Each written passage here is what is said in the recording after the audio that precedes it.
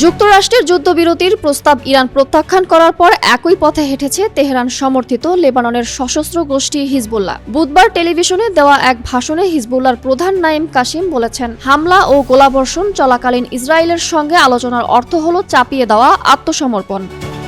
বুধবার তার পক্ষে পাঠ করা ওই ভাষণে ইসরায়েলের বিরুদ্ধে সবাইকে ঐক্যবদ্ধ হওয়ার আহ্বান জানিয়েছেন তিনি। হিজবুল্লাহ সংশ্লিষ্ট একটি টেলিভিশন চ্যানেলে প্রচারিত ওই ভাষণে বলা হয়, হিজবুল্লাহ যোদ্ধারা সীমাহীন লড়াই চালিয়ে যাওয়ার জন্য প্রস্তুত। এ সময় নাঈম কাসেম লেবানন সরকারের প্রতি হিজবুল্লাহর সামরিক কার্যক্রমের ওপর আরোপিত নিষেধাজ্ঞা তুলে নেওয়ারও আহ্বান জানান।